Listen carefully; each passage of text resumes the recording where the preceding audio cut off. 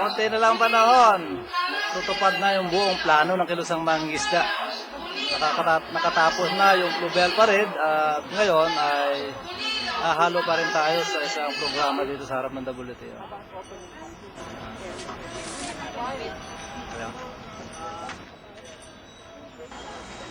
Venir ici pour prendre la parole.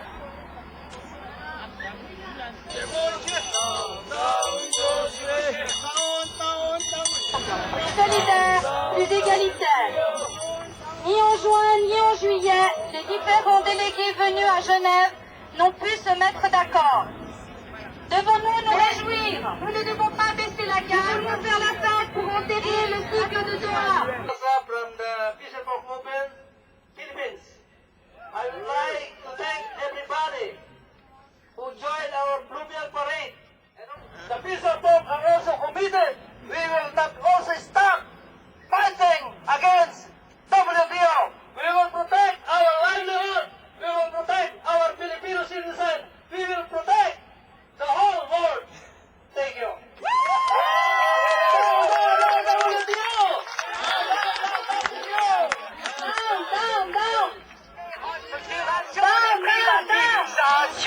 Toutes ces machinations ne nous disent rien de bon. Nous ne vendrons pas nos armes aux multinationales. Tout pour le fric de diabolique, tout pour le pognon, nous résistons.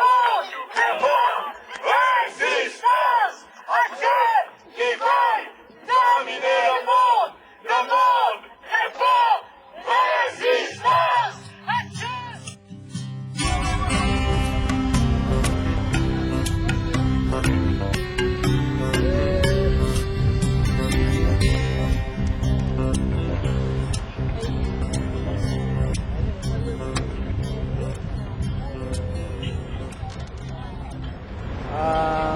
Tungkol doon sa nangyaring collapse sa pag-uusap nila kahapon.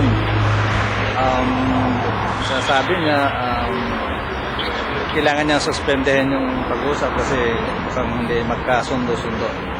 Pero parang gusto niyang sabihin na lahat ay loser. Pero sabi ko sa bahagi ng mangingisda, sa sektor ng mangingisda, na hindi nagkaroon ng pagkakataong makilahok sa mga negosasyon tungkol sa ng WTO ay masaya kami.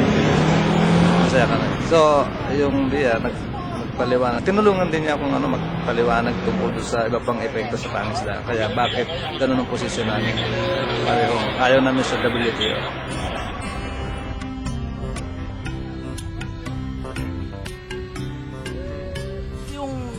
Ilang araw na pagtigil dito ng Kilusang Mangingisda sa larangan ng pagprotesta sa WTO ay may kaunting tabunga. Bagamat ito ay suspension, hindi tayo nakatityak sa mga gagawin pa. Kaya ang mga pag-uusap na naganap mula kahapon hanggang ngayon ng iba't ibang grupo, iba't ibang sektor sa kung saan mga kinatawan ng mga bansa na nagpuprotesta laban sa WTO ay yung pagpapalakas pa at pagpapalawak pa ng kampanya para matuluyan ng madismantle kong WTO.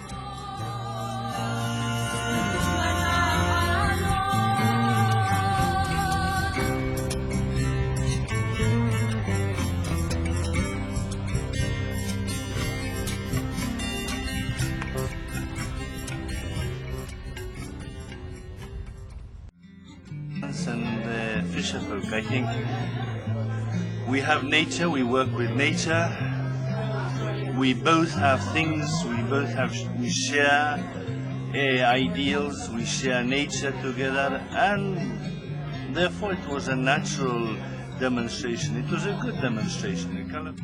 I think the fluvial parade and the People's Flotilla on the lake in Geneva was extremely effective. To have the parade on the shore and on the lake was an unusual demonstration in Geneva, and I think it really brought the point home that these negotiations, the ones that have been suspended. Certainly, because what's most convincing is that it was real fishermen who came, and they showed they were real fishermen because they built boats, you know. So that's much more convincing than if you have experts or NGOs or politicians. You know, that they can be right, they can be wrong, but if a simple farmer or a simple fisherman comes all the way around the world to say we have a big problem, no one can doubt his word. You know, he's very convincing.